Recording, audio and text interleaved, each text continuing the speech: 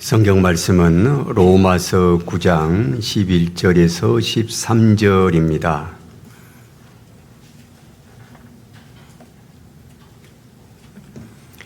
그 자식들이 아직 나지도 아니하고 무슨 선이나 악을 행하지 아니한 때에 택하심을 따라 되는 하나님의 뜻이 행위로 말미암지 않고 오직 부르신 이에게로 말미암아 서게 하려 하사 리브가에게 이르시되 큰 자가 어린 자를 섬기리라 하셨나니 기록된 바 내가 야곱은 사랑하고 에서는 미워하였다 하심과 같으니라. 아멘.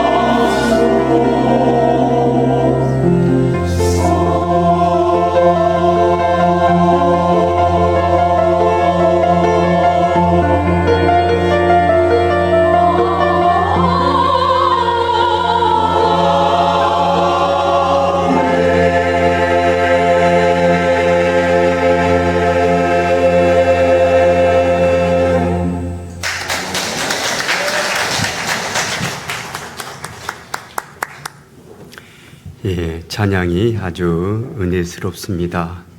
우리 예수님 우리를 기다리고 기다리시고 우리의 문을 열 때까지 기다리시는 것, 인내하시고 우리를 위해서 기도하시고 우리가 마음의 문을 열 때까지 기다리시는 것이 참 하나님의 사랑이다.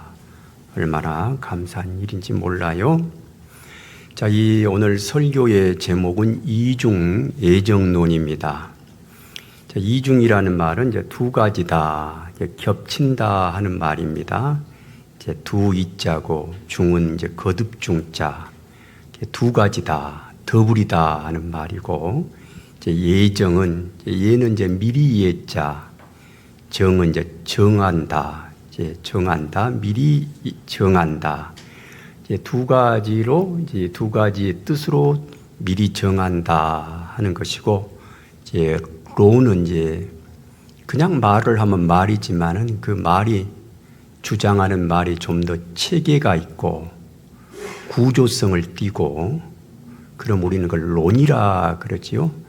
그 사람이 주장하는 바가 좀 더 체계적이고 일목요연하고 논리성을 가지면 우리는 론이다. 그래서 말합니다. 이중예정론이에요. 그럼 이제 이중은 뭐냐 하면은 어느 한편은 구원이고 어느 한편은 유기, 버려둠이고, 두 가지가 작정되어 있다, 미리 정해졌다 하는 것을 이제 의미합니다. 자, 그러니까 이제 하나님은 어떤 사람은 구원으로 예정하셨고 어떤 사람은 멸망으로 예정되었다 하는 그런 이제 교리입니다. 이 예정론은 우리 개혁주의의 중요한 전통이며 깔뱅주의와 관련이 깊습니다. 이제 본문을 보면은 이제 11절에 그 자식들이 아직 나지도 아니하고, 여기서 이제 자식들은 하나님의 자식입니다. 하나님의 자녀들, 구원받은 하나님의 자녀들인데 아직 세상에 태어나지도 않은 때예요. 그리고 비록 세상에 태어났다 할지라도 무슨 선이나 악을 행하지도 아니한 때예요. 그런데 이미 택하심을 따라 이미 하나님의 택하심을 받았다라는 겁니다. 그렇게 이제 하나님의 택하심은 바로 하나님의 뜻인데, 이런 이제 택하신 하나님의 뜻은 그 하나님의 자녀의 행위로 말미암은 것은 아니에요. 그 사람이 선하게 살고 선택하고 결단하고 의지를 발휘하고 그런 것을 넘어서서, 물론 그걸 전혀 부정하는 말은 아닌데, 중요한 것은 하나님이 그를 택하셨다 하는 겁니다. 하여 행위로 말미암은 것이 아니고 오직 부르시는 하나님에게로 말미암아 그 하나님의 자녀가 구원 백성으로 서 있다, 이렇게 본문이 말씀을 합니다. 자, 그러면서 이제 이런 예정에 대한 그런 어떤 구원을 예를 들어서 이 바울이 이 로마서에서 말을 하는데, 이제 그것은 야곱과 에서의 사례를 들고 있습니다. 기록된 바 내가 야곱은 사랑하고 에서는 미워하였다 하심과 같으니라. 자, 그러니까 이제 이중예정이에요. 야곱은 하나님이 구원하도록 예정하셨고, 에서는 버림받도록 버림당하는 것으로 예정되었습니다. 이미 그게 정해져 있다. 자, 이런 이제 의미입니다. 자, 예정을 이제 영어로 프리데스티네이션이라 해요. 프리라는 말은 미리라는 말이죠. 프리. 그다음에 데스티네이션이라는 것은 정해져 있는 길, 하나의 목적지, 행로. 길이라는 건 딱 정해져 있잖아요. 그래서 하이웨이에 그러면 옆에 딱 경계가 있어가지고 쭉 가는 거. 가다 보면 이제 목적지에 도달하는 것. 그게 이제 데스티네이션이에요. 더블 이제 이중 예정론이니까 더블 프리 데스티네이션입니다. 자, 그러니까 이제 이 예정론은 인간의 구원 여부가 구원을 받고 받지 못하는 것이 하나님의 섭리와 계획에 의해서 영원한 뜻과 계획에 의해서 미리 결정되어 있다는 그런 말씀입니다. 자, 이 교리는 이제 일찍이 아우구스티누스, 우리 예수님의 구원 복음은 제일 먼저 누가 신학화하냐면 바울이 하죠. 바울이 신학화, 체계화, 예수님의 말씀과 그 복음의 길을 좀 더 체계화하고 일목요연하게 처음으로 정리한 분이 바울 사도예요. 로마서와 갈라디아서에 있고, 또 그런 이제 바울 사도의 그런 어떤 체계적인 글을, 체계적인 주장을 이제 좀 더 이제 기독교 역사가 지난 다음에 좀 더 이제 다듬은 사람이 어거스틴이라는 사람이고, 또 아퀴나스라고 하는 위대한 신학자가 있었습니다. 그리고 이제 종교 개혁 후에 이제 마틴 루터, 그다음에 이제 깔뱅, 특히 이제 이 예정에 대한 교리는 장 깔뱅이 강하게 주장을 했습니다. 물론 그렇다고 해서 장 깔뱅에서 시작했다고 보면 안 돼요.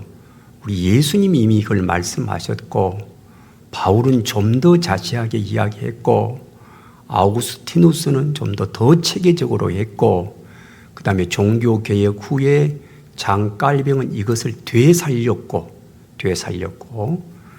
중세시대의 가톨릭 교회의 그런 어떤 예수님의 생각이 좀 흐려지고 좀 이렇게 약화되는 것을 이제 마틴 루터, 특히 이제 깔뱅이 성경을 보고 이를 다시 발굴을 하는, 다시 강조하는 그런 이제 의미입니다. 그래서 이제 이 예정론은 이제 우리 장깔뱅은 우리 장로교의 시조이고 개혁주의를 시작한 분인데, 장로교 및 개혁주의의 핵심 교리 중에 하나가 이 예정신앙이고 예정론입니다. 그럼 깔뱅은 누구냐? 깔뱅은 이제 프랑스 사람이에요. 프랑스 북부의 누아뇽에서 출생을 했습니다. 프랑스 수도인 파리에서 북쪽에 있는 그 누아뇽에서 이제 탄생을 했는데, 이제 그는 이제 처음에 당시는 다 로만 캐토릭 천주교인들 아니겠어요? 그런데 이제 그가 자라면서 마틴 루터의 종교개혁 사상에 영향을 받아서 그게 더 예수님의 생각과 맞구나 하여 뒤에 그는 이제 개신교도가 됩니다. 개신교인이 돼요. 그런데 이제 사실 이제 프랑스는 지금도 그렇습니다만은 거의 천주교죠. 그래도 이제 프랑스 북부 쪽은 개신교가 많아요. 그 위가 이제 네덜란드, 벨기에 그쪽이다 보니까 루터교의 영향이 좀 있어가지고 이 사람이 이제 개신교였다가 그 프랑스의 천주교도들에게 큰 박해를 많이 받습니다. 그래서 이제 신앙의 자유를 찾아 프랑스를 떠나 스위스로 갔습니다. 우리가 이제 깔뱅 그러는데, 이제 옛날에는 칼빈이라 그랬어요. 존 칼빈, 영어식 발음으로. 그런데 이제 사람의 이름은 그 현지인의 발음을 우리가 쓰도록 하죠. 그래서 옛날에 모태똥 그러지만 요즘 모태똥이랑 마오쩌둥이라 그러잖아요. 시진핑도 우리 한자로 읽으면 스끈핑이에요. 스끈평인데 중국식의 원어 발음으로 시진핑이니까 시진핑이라고 말을 합니다. 마찬가지로 깔뱅은 프랑스 사람이어서 프랑스 발음으로 장 깔뱅에서 요즘은 요한 칼빈이라 잔 칼빈이라고 말하지는 않습니다. 자, 이 이제 장 깔뱅은 마틴 루터와 함께 개신교 교리 형성에 큰 영향을 미쳤고, 오늘날 이제 개혁교회 장로교의 창시자로 이제 평가를 받습니다. 이제 원래 그는 이제 학자였어요. 법학과 신학을 공부하던 중에 이제 종교적인 회심을 경험하여 개신교도가 되었는데 워낙 프랑스에서 박해를 많이 하니까 천주교도들이 스위스로 갔습니다. 그래서 스위스 제네바에 가서 제네바를 성경 중심의 기독교 공동체로 개혁하는데 혁혁한 공로를 세웁니다. 그래서 아주 깨끗한 제네바시 하나님의 도성을 만드는 일에 그는 아주 평생 이제 몸을 바쳤습니다. 그리고 이제 그가 쓴 유명한 저서가 기독교 강요인데 굉장한 이거 명저예요. 우리 개신교 신학의 체계를 집대성한 그런 이제 책을 이제 그는 저수를 했습니다. 깔뱅이 이제 신학 사상은 뭐 한 4가지로 말할 수가 있는데 이런 예정론도 있습니다만은 오직 성경 솔라 스크립투라. 그래서 우리 개신교의 5대 정신 가운데 하나가 오직 성경입니다. 우리 성도들의 신앙과 행위의 기준이 뭐냐? 어떤 주변 환경이나 내려오는 전통이 아니고 바로 성경이다. 적어도 교회의 교회됨이나 성도가 하나님 앞에 서는 것의 그 길라잡이는 뭐냐? 바로 오직 성경만이 유일한 권위를 갖는다 하는 거고, 그걸 이제 말을 했습니다. 그리고 이제 하나님의 절대 주권이에요. 하나님은 이제 주권, 곧 힘을 가지고 계시는데 뭘 선택하고 이런 거 의지하고 뭘 주도하시는 것에 상대적인 것이 아니라는 거예요. 남과의 어떤 속에서 당신의 뜻을 결정하고 그런 것이 아니고 하나님은 하나님의 뜻에 일을 해 나가십니다. 그게 이제 절대적이에요. 절대적이라는 말은 100%라 그 말이죠. 누구로부터 영향을 받거나 누구로부터 타협을 하거나 누구로부터 유혹을 받거나 누구의 영향력에 의해서 좌우되거나 그런 분이 아니시고 하나님은 하나님의 길을 판단하시고 가십니다. 이게 이제 하나님의 절대적 주권이에요. 그래서 이제 이런 우주 만물이나 인간의 역사나 구원의 모든 과정에는 하나님의 절대 주권이 들어있다라고 하는 겁니다. 그래서 이제 거기에 자연스러운 결론으로 뭐가 나오느냐? 예정론이 나오는 거지요. 하나님의 절대 주권에 의해서 어떤 사람은 구원을 받고 어떤 사람은 멸망에 이르는 것이 한 개인의 공로가 아니라 태초부터 하나님의 주권적인 선택과 예정에서 결정된다는 겁니다.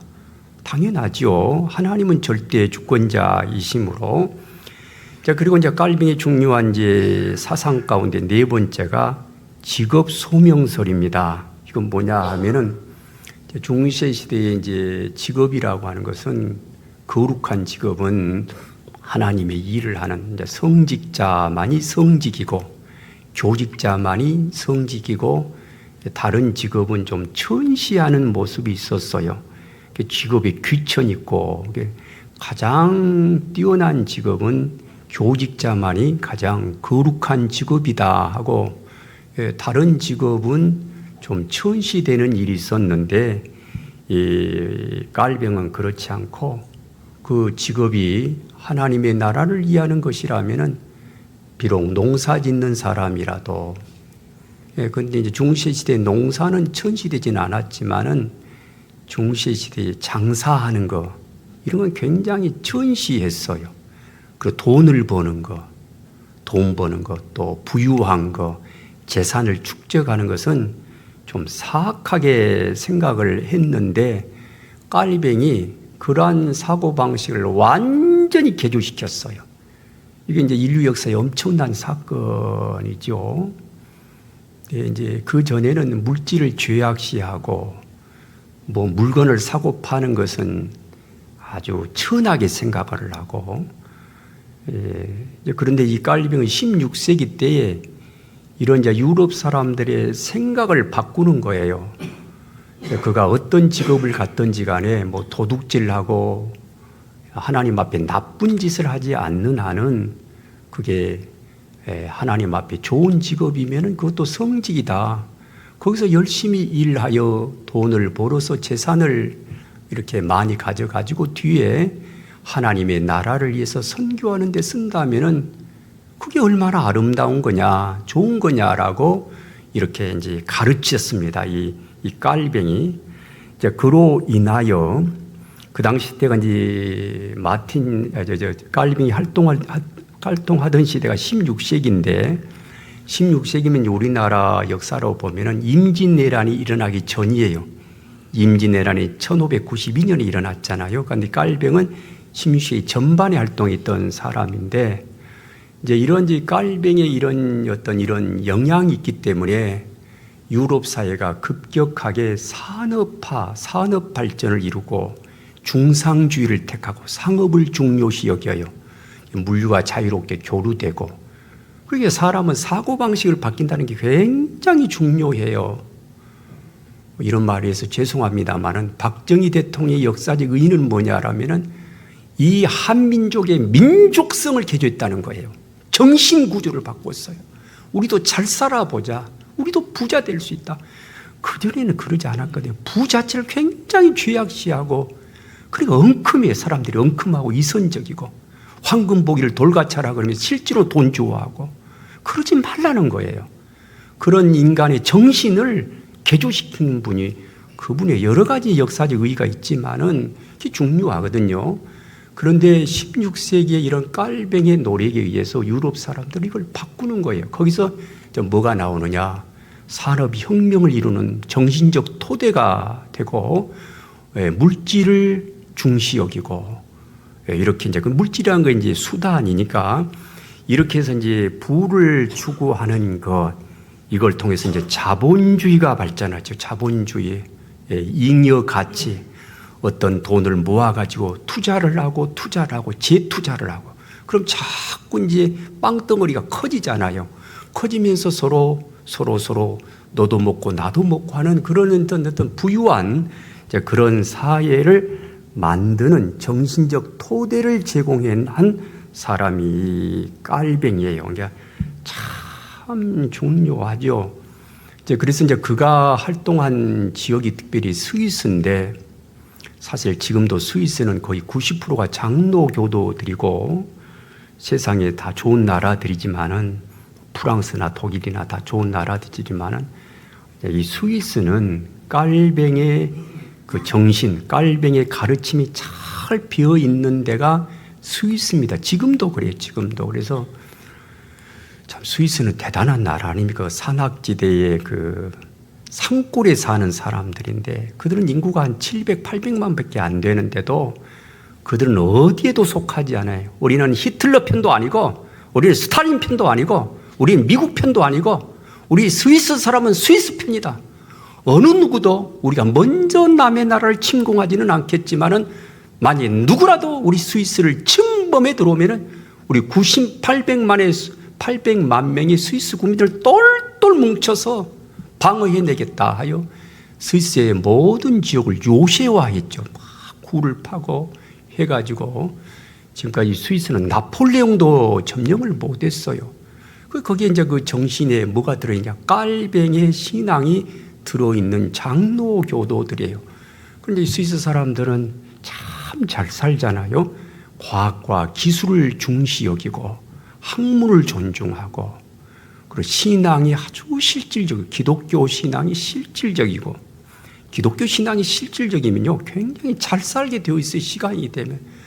그러나 뭐 미신적으로 이렇게 가면 안 되고, 아주 건강하고, 우리 주님이 원하시는, 예수님이 원하시는 하나님의 나라가 이 땅에 어떤 모습으로 전개되어야 하는가 하는 것을 이 깔뱅은 예수님의 이제 본심을 잘 찾아서 이걸 이제 가르쳐 주었는데, 스위스는 그런 나라죠. 그래서 참 잘 살아요. 기술, 과학.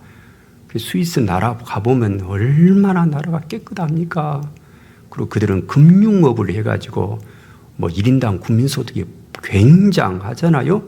그리고 스위스 프랑은 달러보다도 더 신뢰성을 갖는 외환입니다. 외화예요. 그런 이제 그런 나라를 만든 사람이 사실 이 깔뱅입니다. 이 깔뱅은 이제 이 예정론, 인간의 구원은 전적으로 하나님의 주권과 은혜에 달려 있다고 이제 강조를 하여 구원은 인간의 공로가 아니라 하나님의 선택에 근거한다라고 그는 이제 주장을 했습니다. 이제 반대로 이제 이걸 이렇게 주장을 하게 되면은 그럼 인간의 자유의지는 어떻게 되는 건가? 이제 이 예정 신앙은 이제 약점이 있고 단점이 있어요. 근데 깔뱅이 그걸 모르는 건 아니죠. 이런 사람들은 천재입니다. 천재. 다 앞뒤 좌우 주변 상황을 다 알면서도 예정교리를 말을 하는 것은 예정교리는 약점이 있어요. 그러면 선교를 할 필요가 있는가? 전도를 할 필요가 있는가? 그럼 인간의 그런 공로나 행위나 이런 것들을 전혀 무시해 버린다면은 그게 말하는 그 팔자소관이나 운명론적인 그런 사고가 아니겠는가라고 하는 그런 이제 비판을 받을 수 있습니다. 그걸 왜 모르겠어요, 깔뱅이? 왜 바울이 그걸 모르겠어요? 똑똑한 어거스틴이 그걸 모르겠습니까? 다 알아요. 그럼에도 이렇게 말을 하는 것은 성경에 그게 있기 때문에 그래요. 이 하나님의 예정 절대 주권은 구약에도 있고 구약에도 많습니다. 또 신약에도 많고 그래서 그것을 좀 더 이제 체계화하여 비록 인간의 자유의지와 인간의 선택과 인간의 행위와 그런 노력의 그런 면도 있어야 되겠지만은 이런 하나님의 절대 주권에 의하여 사람의 구원 여부가 하나님의 선택에 달려 있다라고 이제 말을 하고 있습니다. 그래서 이제 이 본문을 보면은 그 자식들이 이제 아직 나지도 아니하고 로마서 9장 11절에서 13절 무슨 선이나 악을 행하지 아니한 때에 택하심을 따라 되는 하나님의 뜻이 행위로 말미암지 않고 오직 부르시는 이에게로 말미암아 서게 하려 하사 리브가에게 이르시되 큰 자가 어린 자를 섬기게 하셨나니 기록된 바 내가 야곱은 사랑하고 에서는 미워하였다 하심과 같으니라. 하나님은 야곱을 사랑하고 에서는 미워하였다라고 말씀을 해요. 이것도 이제 조심히 받아들여야 되고 하나님이 의도적으로 에서를 막 미워했다 그런 식으로 보지 마시고 하나님은 속이 깊으세요. 이 다음에 천국 가서 물어보시면요 하나님이 다 답변하실 겁니다. 그러나 지금 이 땅의 우리 언어와 사고체계 깊이로는 하나님의 섭리를 감히 판단할 수가 없어요. 다만 그렇게 성경 말씀은 선언할 뿐이에요. 내가 야곱은 사랑하고 에서는 미워했다고. 그 다음에 로마서 이제 9장 15절에서 18절에도 이런 말씀이 있습니다. 이것은 이제 모세와 바로에 대한 이야기인데 모세에게 이르시되 내가 긍휼히 여길 자를 긍휼히 여기고 불쌍히 여길 자를 불쌍히 여기리라 하셨으니 그런즉 원하는 자로 말미암도 아니고 다른 박질하는 자로 말미암도 아니고 오직 긍휼히 여기시는 하나님으로 말미암았느니라. 하나님은 긍휼히 여길 자를 긍휼히 여기세요. 불쌍히 여길 자를 불쌍히 여기세요. 왜 그렇게 하셨는가? 하나님의 절대 주권이에요. 하나님이 그렇게 하신 거예요. 그래서 그를 불쌍히 여기는 것은 그가 다른 박질을 잘해서도 아니고 그가 아주 이렇게 해서도 아니다. 원해서도 아니다. 하나님이 그렇게 하셨다. 그래서 하나님께서 하고자 하시는 자를 긍휼히 여기시고 하고자 하시는 자를 강팍하게 하셨다. 바로를 강팍하게 하셨다라고 말씀을 합니다. 또 로마서 9장 21절에서 23절에 다 바울이 이렇게 해석을 하는 건데 이게 토기장의 비유예요. 토기장이가 이제 흙을 빚어서 그릇을 만들잖아요. 그 그릇을 만들 때 토기장에게는 절대 주권이 있어요. 진흙 한 덩어리로 하나는 귀 쓸 그릇을 만들고 하나는 천이 쓸 그릇을 만드는 권한이 있다. 만일 하나님이 그 진노를 보이시고 그 능력을 알게 하고자 하사 멸하기로 준비된 진노의 그릇을 오래 참으심으로 관용하시고 또한 영광 받기로 예비하신 바 긍휼의 그릇에 대하여 그 영광의 부유함을 알게 하고자 하셨을지라도 우리가 무슨 말을 하겠는가? 그러니까 구원으로 예비된 그릇이 있고 멸망으로 예비된 그릇이 있다라고 이렇게 말씀을 합니다. 또 이제 에베소서 1장 4절을 보면은 1장 4절에서 5절은 이건 중요한 예정론의 근거가 되는 성경 구절입니다. 창세 전에 그리스도 안에서 우리를 택하사, 여러분 우리를 하나님이 창세 전에 택하셨다는 거예요. 창세 전에, 우리가 만들기 전보다도 더 이전에, 온 우주 만물이 만들어지기 전에 그리스도 안에서 우리를 택하셔가지고 우리로 하나님 앞에서 거룩하고 흠이 없게 하셨다. 그의 사랑하신 뜻대로 미리 정하사 우리를 예수 그리스도로 말미암아 자기의 자녀가 되게 하려 하셨다라고 말씀을 합니다. 자, 우리 예수님도 이런 하나님의 절대 주권이라는 예정을 말씀을 하십니다. 마태복음 25장 34절에서 41절인데 그때 왕이 오른편에 있는 자들에게 이르시되 내 아버지께 복받은 자들이 와서 창세로부터 너희를 위하여 예비된 나라를 상속하라. 그러니까 오른쪽에 있는 자들에게는 창세로부터 그들을 위하여 예비된 나라를 상속받습니다. 그 다음에 왼편에 있는 자들에게는 이르시되 저주받은 자들아 내게서 떠나 마귀와 그의 사자들을 위하여 예비된 영원한 불에 들어가라 말씀을 하고 있습니다. 자, 이런 이제 예정론은 이제 각 개인에게는 일반론적으로 남을 정죄하고 판단하고 하나님께 따지기 위한 그런 예정론으로 받아들이지 마시고 이 예정론은 예정신앙으로 받아들이면 좋아요. 나의 하나님 앞에 신앙 고백, 나 같은 사람을 하나님은 창세 전에 미리 정하여 주셔서 나의 행위가 아니라 나의 공로가 아니라 나의 인격과 나의 다른 박질이 아니라 내가 다른 박질에서 얼마나 달려갔겠습니까? 얼마나 착하게 산다고 해서 얼마나 착하게 살았겠습니까? 하나도 하나님 앞에 자랑할 것이 없어요. 내가 하나님의 자녀가 되고 천국 갈 수 있는 것은 전적인 하나님의 은총이고 하나님이 택하시고 미리 예정하셨다. 그게 고맙다, 감사하다, 찬양한다 라고 받아들인다면 예정신앙은 아무리 예정교리, 예정론이라고 할지라도 얼마든지 우리가 시험 들 건 없어요. 다만 이렇게는 하지 마세요. 그러면 나는 예정을 받았는데 왜 저 사람은 예정받지 못했습니까? 여러분 여러 데서 걸려드는 거예요. 걸려 넘어가는 거예요. 여러분들이 하나님입니까? 하나님하고 대결하지 마세요. 하나님하고 따지려고 하지 마세요.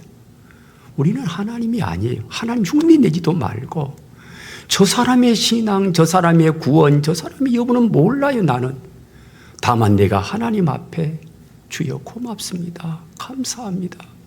주님의 은혜가 귀합니다. 은혜는 은혜로되 전적인 하나님의 은혜입니다. 전적으로 하나님이 나를 부르시고 택하여 세우시고 하나님의 백성 되었습니다 라고 그런 마음으로 찬양과 감사로 이걸 돌린다면 예정론은 전혀 우리에게, 예정교리는 전혀 우리에게 거리낌이 없다라고 하겠습니다. 자, 그러면서도 요즘 과학에서도 20세기, 21세기, 특히 21세기 들어와서 이제 의학이나 과학이나 인간의 어떤 정신 구조, 이런 인간의 신체 이런 것들을 자꾸 연구하잖아요. 연구하면서 보니까 오히려 환경적인 요인보다는 유전적 요소가 강하다고 하는 것이 요즘 학문의 조류입니다. 유전적 요소가 굉장히 강하다는 거예요. 사실 예술도 우리가 이제 공부라는 것도 아무리 노력한다고 머리 좋은 사람은 조금만 노력해도 돼요. 특히 예술 분야는 그러잖아요. 그 예술 분야는 거의 타고난 그 능력이 있어야 돼요. 음악도 그러잖아요. 음악도 자기는 하고 싶어서 노력을 하고 열심히 하지만은 그 태어날 때부터 절대 음감을 가진 사람은 따라갈 수가 없어요. 절대 음감을 가지고 태어난 사람은 이 5살, 6살인데도 피아노 건반을 딱 두드리면은 다른 음과 비교하지 않는데도 그 음을 딱 두드리면 저게 무슨 음이라는 걸 바로 알아요. 반음도 알아버리고. 그런데 이게 안 된 사람은 아무리 노력을 해도 이게 안 돼요. 문학도 그렇고 글이라는 것도 노력이어야 되긴 하겠지만은 타고난 사람을 따라가지를 못합니다. 예술 분야는 더욱더 그렇고, 요즘은 질병도 그렇다 그러잖아요. 질병도 내가 노력하고 수고하고 열심히 식이요법을 하고 운동요법을 해도 내 속에 들어있는 DNA의 유전인자가 그 사람의 건강 여부와 심지어 질병의 여부까지 이미 정해져 있다, 이미 결정되어 있다고까지 말을 해요. 하여 질병도 유전적 요소가 많다는 학설이 강해지고 있습니다. 물론 이것은 사람의 노력이 필요 없다는 말은 아니에요. 노력에는 어느 정도 한계가 있다는 것이고, 그런 특별히 하나님 앞에 하나님에 의해서 구원받는 구원에 있어서는 인간의 노력은 천장유리가 있습니다. 지금 내가 은혜 받은 측면에서를 감사함으로 받아들이고 이렇게 가야겠고, 그러나 하나님께 너무 따지지 말고 우리는 하나님께 순종하며 주님 고맙습니다, 감사합니다, 나 같은 사람 불러주신 거 고맙습니다 하면은 좋은 일이죠. 이런 은혜에 감사하며 찬양하며 살아가도록 해야겠습니다. 기도합니다. 하나님 아버지, 창세전에 저를 택하시고 하나님의 자녀로 예정해 주신 그 크신 은혜와 사랑에 감사와 찬양을 올려드립니다. 나의 공로나 의지가 아닌 오직 하나님의 전적인 은혜와 섭리 안에서 저희들을 구원하셨음을 고백합니다. 내 삶의 모든 순간이 하나님의 계획하심 안에 있음을 깨닫습니다. 오늘도 내게 주어진 삶의 자리에서 베풀어 주신 구원의 감격을 잊지 않기를 원하고, 입술로는 감사를 고백하며 삶으로는 주님의 영광을 드러내는 그런 복된 삶을 살고 싶습니다. 우리 구주이신 예수 그리스도의 이름으로 기도합니다. 아멘.